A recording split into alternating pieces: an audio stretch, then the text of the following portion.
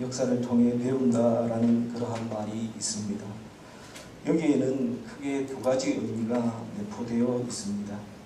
첫 번째는 역사 자체를 배운다는 뜻으로 과거 사실에 대한 지식을 늘린다라는 그러한 의미를 갖고 있습니다. 그리고 두 번째로는 역사를 통해 배운다라는 이러한 의미로서 현재의 내가 살아가는데 필요한 교훈을 지나간 과거의 역사를 통해 얻을 수 있다라는 그러한 의미도 가지고 있습니다. 일반적으로 우리가 역사를 배운다고 할 때에는 첫 번째 의미보다는 두 번째 의미에 더욱더 가깝다고 할 수 있을 것입니다.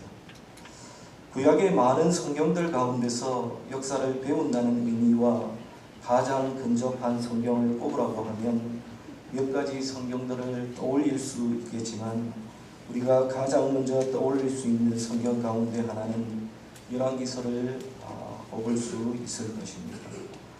열왕기서는 솔로몬부터 남유다의 멸망까지를 다루고 있는 남북 왕국의 역사이기도 하면서 열왕기서에 등장하는 많은 왕들의 역사이기도 하며 또 그 나라와 왕들을 통해 역사하시는 하나님의 섭리 또한 담고 있는 그러한 성경이기 때문에 이 열왕기서를 통해서 많은 가르침과 교훈을 우리는 얻을 수 있습니다.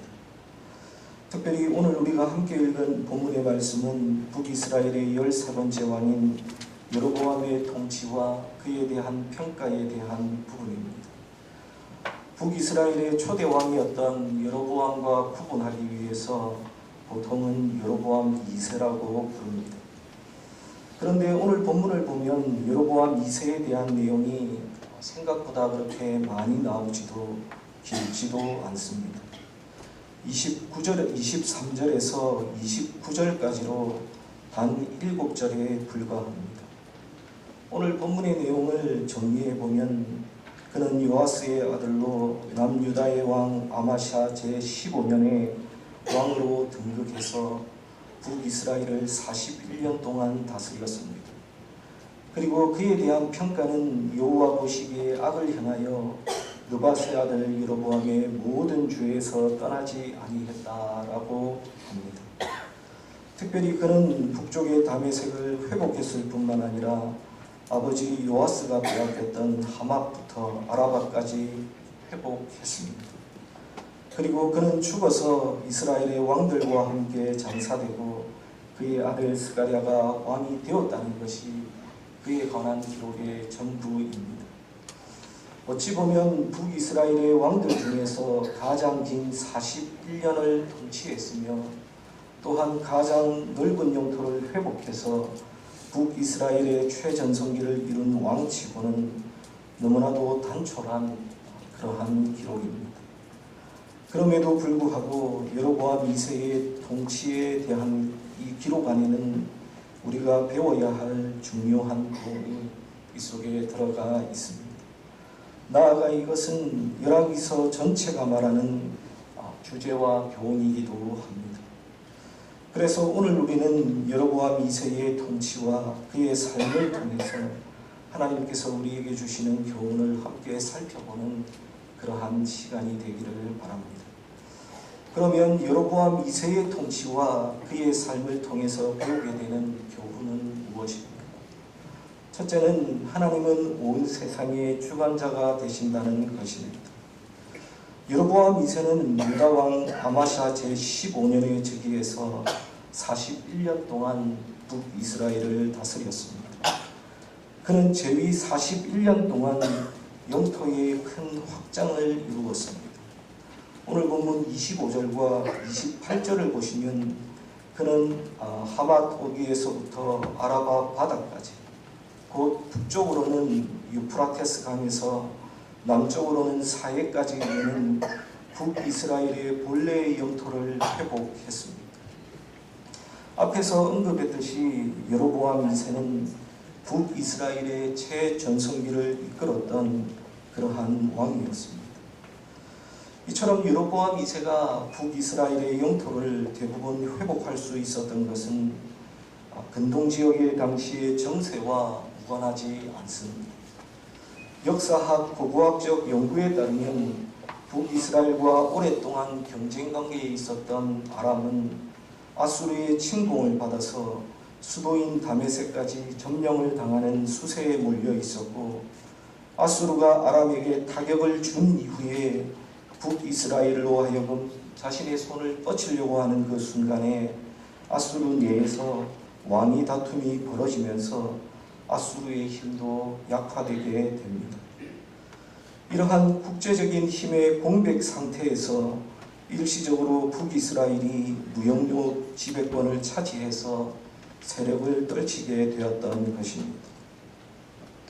그런데 이것은 그들이 큰 영토를 차지하게 된 외형적인 이유이고 보다도 깊고 근본적인 그러한 이유가 있었습니다. 그것은 바로 하나님께서 택하신 백성인 이스라엘을 향한 역사의 주관자이신 하나님의 개입이 있었기 때문이었습니다. 실제로 오늘 본문 25절에서 27절에는 이러한 북이스라엘의 영토 회복과 관련하여 여호와께서 요나 선지자를 통해 예언하신 것을 이루시되 아람의 압제에 시달려온 북이스라엘 백성들을 긍휼히 여기시고 구원하신 까닭이라고 말씀하고 있습니다. 오늘 본문 25절 말씀을 보십시오. 25절 말씀에 보시면 이스라엘의 하나님 여호와께서 그의 종 가드 헤벨 아mit대의 아들 선지자 요나를 통하여 하신 말씀과 같이 여로보암이 이스라엘 영토를 회복하되라고 말씀하고 있습니다. 즉 당시의 아수르의 강성이나 아람의 세태와 같은 강대국들의 일시적인 힘의 공백이 우연히 이루어진 것이 아니라 모두 하나님의 백성을 중심으로 역사를 이끌어 가시는 하나님의 섭리의 결과라는 사실입니다. 우리 하나님은 자신의 백성을 위하여 세상의 나라들을 강하게도 하시고 약하게도 하시며 일으키기도 하시고 망하게도 하시는 세상의 역사의 실제 주인, 온 세상의 주관자가 되시는 분이시라는 것을 우리는 다시 한번 깨닫게 됩니다. 실제로 오늘 본문 25절에서 27절을 한번 살펴보시면 이는 영토 회복과 관련된 말씀으로 모든 문장의 주어가 여호와로 시작하는 것을 볼 수가 있습니다. 이스라엘의 하나님 여호와께서 요나에게 예언하게 하셨고 영토를 회복하게 하셨고 여호와께서 이스라엘을 도울 자도 없음을 보셨고 여호와께서 여로보암의 손으로 구원하심이었더라라고 분명하게 말씀하고 있습니다. 특별히 25절에 요나를 통하여 하신 말씀과 같이라는 구절과 27절에 여로보암의 손으로라는 구절은 북이스라엘의 번영을 이루신 그 주체가 바로 하나님이시며 요나 선지자나 여로보암 2세는 단순한 하나님의 도구에 불과하다는 것을 우리에게 분명하게 밝히고 있습니다. 사랑하는 여러분, 하나님께서 온 세상의 주관자가 되시고 역사의 주관자가 되심을 믿으시기를 바랍니다. 그리고 하나님께서 온 세상의 주관자가 되신다는 사실은 오늘을 살아가는 우리에게도 큰 위로와 힘이 됩니다. 왜냐하면 우리가 살아가는 이 시대는 한 치 앞도 예측하기 힘든 불확실한 그러한 시대이기 때문입니다.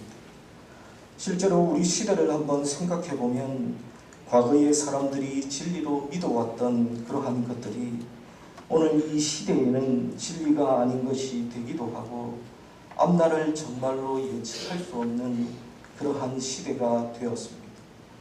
그리고 인공지능의 발달로 인해서 기존의 생활 방식과 직업과 문화가 급속도로 변화되는 시점에서 이러한 생각들은 상당한 설득력을 갖게 됩니다.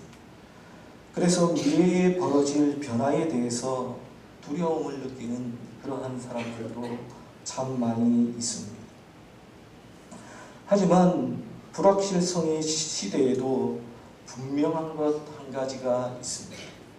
그것은 바로 환경과 시대에 상관없이 하나님께서 온 세상의 주인이 되시며 역사의 주관자가 되시는 그 사실에는 한치의 변함도 없다는 사실입니다.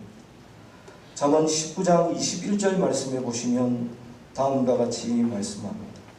사람의 마음에는 많은 계획이 있어도 오직 여호와의 뜻만이 완전히 서리라 라고 말씀하고 있습니다. 이 말씀은 하나님의 뜻을 떠난 사람의 모든 계획이 헛된 것임을 우리에게 교훈하고 있습니다. 사람이 어떤 일을 계획할 때에는 마치 그 계획한 대로 다 이루어질 것 같은 그러한 착각에 빠지게 됩니다. 그러나 우리가 이 세상을 살아보면서 느끼고 깨닫게 되는 것은 사람이 계획한 대로 이루어지지 않는 것이 바로 세상의 이치이기도 합니다. 이 세상의 모든 일들은 사람의 뜻대로 이루어지지 않고 오직 창조주이시며 세상을 다스리시는 주권자이신 하나님의 뜻대로 이루어집니다. 그런데 온 세상의 주관자가 되시는 하나님께서 저와 여러분들을 하나님의 존귀한 백성, 하나님의 존귀한 자녀들로 불러주셨습니다. 그러므로 우리는 미래에 대한 불안을 떨쳐내고 하나님의 통치와 섭리만을 믿고 바라보며 살아가시는 하나님의 귀한 백성들, 하나님의 귀한 자녀들이 되시기를 주님의 이름으로 간절히 축원합니다. 둘째로 하나님께서는 하나님의 백성들을 사랑하시는 사랑과 긍휼의 아버지시라는 것입니다. 오늘 본문 26절에 보시면 하나님께서 여로보암 2세의 악함에도 불구하고 북이스라엘의 영토를 회복하고 번영케 하시는 그 이유가 26절 말씀에 기록되어 있습니다. 26절 말씀을 보시면 이는 여호와께서 이스라엘의 고난이 심하여 매인자도 없고 노인자도 없고 이스라엘을 도울 자도 없음을 보셨고 라고 말씀하고 있습니다. 하나님께서 여로보암 2세 때에 그들의 땅을 회복하게 하신 이유는 북이스라엘 백성들이 당하는 그 고난, 그들이 고난당하는 것을 보셨기 때문이라고 성경은 말씀하고 있습니다. 우리는 이러한 내용을 보면서 우리의 하나님께서는 참으로 자기의 백성에 대해서 사랑과 긍휼이 풍성하시고 자비로우신 분이시라는 것을 우리는 깨닫게 됩니다. 여러분, 사실 북이스라엘이 이전에 고난을 당했던 그 이유가 무엇이었습니까? 그것은 바로 그들의 죄 때문이었습니다. 북이스라엘은 하나님의 은혜와 사랑에도 불구하고 하나님을 배반하고 우상을 숭배하는 악을 저질렀습니다. 그러므로 하나님께서도 이방 나라들의 침략을 받게 하시는 것과 같은 방법으로 그들에게 징계를 베푸셨습니다. 즉 북이스라엘이 당하는 고난은 하나님과의 언약을 스스로 그들이 깨트린 결과였고 스스로 자초한 것이었습니다. 그러나 하나님께서는 비록 북이스라엘 백성들이 현재의 그 고난을 스스로 자처한 것이기는 하지만 그들의 고난에 대해서 모른 척 하시지는 않으셨습니다. 하나님께서는 여로보암 2세의 손을 통해서 그들의 이방의 압제에서 그들을 구원해 주셨을 뿐만 아니라 그들의 본래의 영광까지 회복시켜 주신 것입니다. 우리 하나님께서 왜 그들을 회복하셨을까? 그들이 바로 하나님의 백성이기 때문이고 그들이 바로 하나님의 자녀이기 때문입니다. 그들이 비록 악하기는 하지만 그럼에도 불구하고 하나님의 백성이기 때문에 하나님의 자녀들이기 때문에 그들의 고난을 방관하지 못하시고 그들을 구원해 주신 것이었습니다. 이처럼 하나님께서는 자신의 백성들을, 자신의 자녀들을 끝까지 사랑하시고 포기하지 아니하시는 그러한 하나님이십니다. 제가 얼마 전에 2021년에 올라온 기사를 뒤늦게 본 적이 있습니다. 이 기사는 희귀병에 걸린 아들을 위해서 치료약을 독학으로 만든 아버지에 관한 기사였습니다. 중국의 윈난성 쿤밍시에 사는 30살 시웨이라는 그러한 아버지가 있었고, 그에게는 2살배기 아들이 있었는데, 그 아들이 마땅한 치료법이 없는 맹케스 증후군을 앓고 있었다고 합니다. 이 맹케스 증후군은 남성에게만 나타나는 구리를 흡수하지 못해서 발생하는 희귀 유전 질환이었다고 합니다. 그리고 이 병은 생후 2개월에서 3개월 사이에 발병하게 되고 환자는 대개 3세 이전에 사망한다고 합니다. 또한 이 병은 조기 대처로 신경학적인 증상이 생기는 것은 막을 수는 있지만 확실한 치료제도 없고 먹는 약이나 주사제로는 구리히스티틴이라는 성분을 투약하는 게 최선인데 병의 진행을 막을 수 있는 것은 아니고 그저 생명을 연장하는 그러한 역할을 할 뿐이었다고 합니다. 그런데 시웨이의 아들이 이 희귀질환 진단을 받은 것은 생후 6개월 때였습니다. 하지만 중국에서는 이 구리히스티틴을 구할 수도 없어서 치료를 하는데 큰 애를 먹고 있었다고 합니다. 그리고 이 약을 구하기 위해서 해외로 눈을 돌렸지만 코로나로 인해서 국경 봉쇄에 부딪혔고 그 사이에 자신의 아들의 병세는 점점 악화되어 갔다고 합니다. 결국 이 아버지는 직접 약물을 만들기로 결정을 했습니다. 그는 자신의 집 한쪽 작은 다용도실을 실험실로 개조했고 장비와 원료들을 구해와서 연구에 돌입했습니다. 그는 인터넷에서 600편에 달하는 관련 논문을 찾아 읽고 또 읽었는데 영어 논문을 읽기 위해서 번역기를 돌려가며 이 논문들을 읽어내었다고 합니다. 그러한 모습을 지켜보던 그의 가족도 불가능한 일이라고 만류했지만 죽어가는 아들을 가만히 볼 수 없었던 아버지에게는 그 방법 말고는 다른 방법이 없었습니다. 뼈를 깎는 노력 끝에 시웨이는 아들을 살릴 수 있는 치료약을 연구 시작 6주 만에 완성했다고 합니다. 그는 완성된 약물을 먼저 토끼에게 먹여서 안정성을 테스트한 이후에 복용량을 차츰 늘리는 방식으로 자신의 아들에게 이 약물을 투여하기 시작했습니다. 그런데 놀랍게도 결과는 성공적이었습니다. 치료를 시작한 지 2주 만에 아들의 병세는 호전이 되었습니다. 혈청 구리 농도는 정상을 회복했다고 합니다. 당시에 그는 언론과의 인터뷰에서 다음과 같이 이야기를 했습니다. 아들을 살릴 수만 있다면 뭐든 해야 했다. 내게는 선택지가 없었다.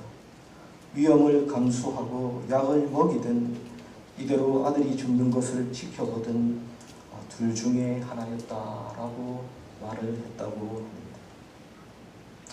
저는 이 기사를 보면서 자녀를 향한 부모의 사랑, 특별히 아버지의 사랑이 얼마나 크고 위대한지를 다시 한번 깨닫고 느낄 수 있었습니다. 또한 저는 하나님께서 하나님의 백성들을 향한 사랑이 이보다 못하시지 않으며 오히려 더 크고 위대하지 않을까라는 그러한 생각들도 다시 한번 해보게 되었습니다. 사랑하는 여러분, 우리가 지금 아무런 이유 없이 잘 살고 있는 것은 우리의 선함과 우리의 노력과 우리의 성실함 때문이 아닙니다. 여러분 자신의 모습을 한번 되돌아보십시오.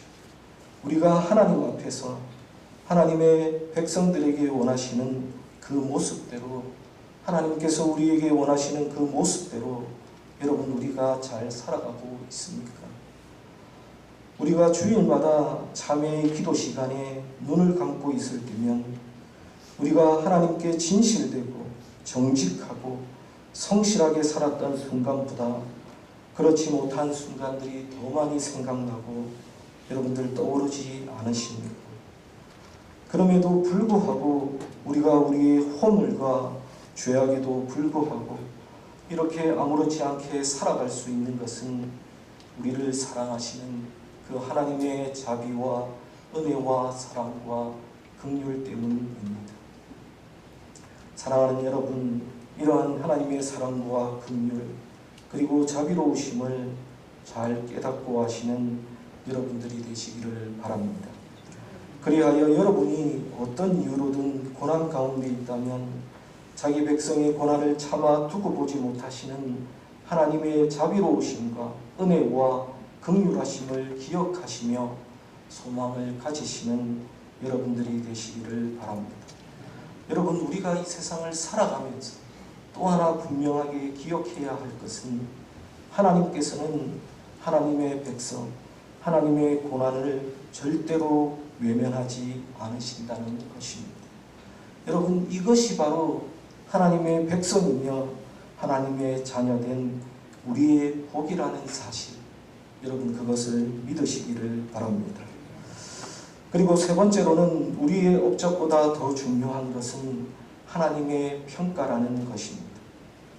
오늘 본문 23절의 말씀을 보시면 여로보암이 41년을 다스렸다고 보도하고 있습니다.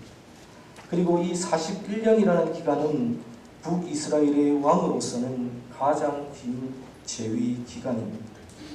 22년을 다스린 여로보암 1세와 아합, 그리고 28년을 재위한 예후와 비교해도 2배 가까이 되는 긴 시간을 그가 왕으로 있었습니다. 뿐만 아니라 여로보암 2세는 이렇게 오랜 기간 통치하면서 북이스라엘이 정치적인, 경제적인 측면에서 역사상 가장 번영을 누리게 했습니다. 제가 앞에서도 언급했듯이 그는 다메섹을 회복했고 하맛 어귀에서부터 아라바 바다까지 북이스라엘의 영토를 회복하였으며 또 무역로를 장악함으로써 많은 경제적인 이득을 취했습니다. 말하자면 이 여로보암 2세는 후세들이 지폐에 얼굴을 새겨도 좋을 만큼 나라를 크게 번성하게 하고 영화를 누리게 했던 그러한 왕이었습니다. 그런데 문제는, 중요한 것은 하나님의 평가라는 사실입니다. 그가 하나님의 평가에서도 인정받고 성공을 거두었느냐 하는 것입니다. 과연 하나님께서도 그의 성공을 축하하고 다윗과 같은 의로운 왕이라고 말씀하셨느냐 하는 것입니다. 여러분 잘 아시다시피 아닙니다. 본문 24절을 보시면 그가 여호와 보시기에 악했다라고 증거하고 있습니다. 세상적으로는 아무리 성공했다고 하더라도 하나님께서 보실 때에는 그는 실패자요 패배자에 불과했습니다. 그렇습니다. 여러분, 성도들 가운데 혹은 우리의 친구들 가운데 간혹 세상적으로는 전혀 실패 없이 누구보다 성공하고 승리한 사람들이 있습니다. 세상의 권세도 한번 쥐어보고 돈도 벌고 명예도 얻었습니다.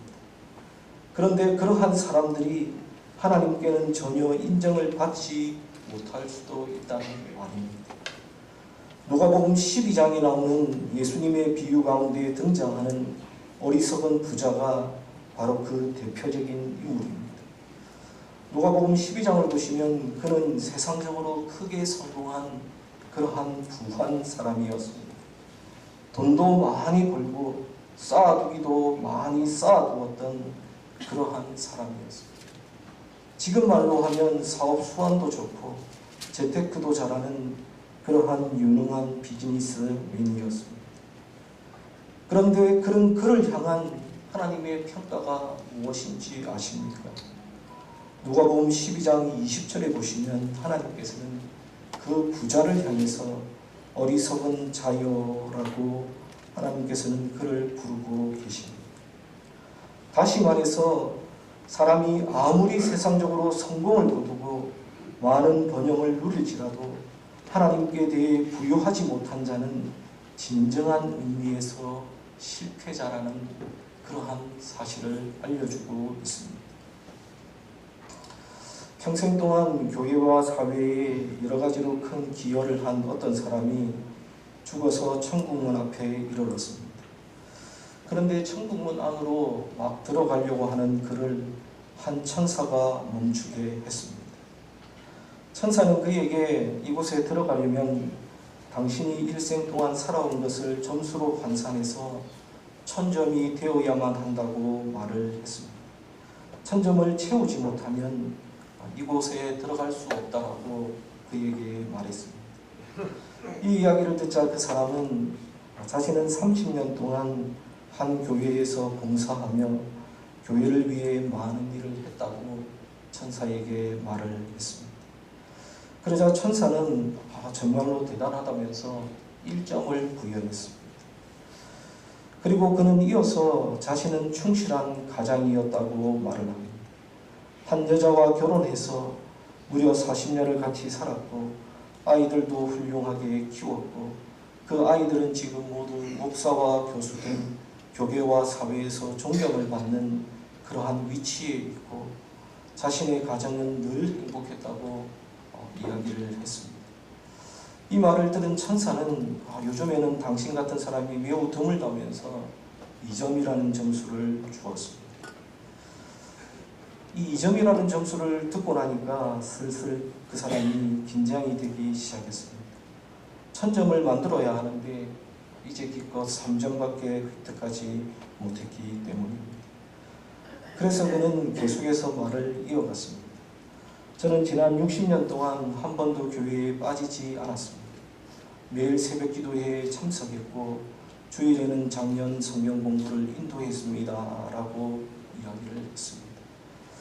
그러자 천사는 당신은 정말 모든 면에서 훌륭한 사람이라며 또 1점을 부여했습니다.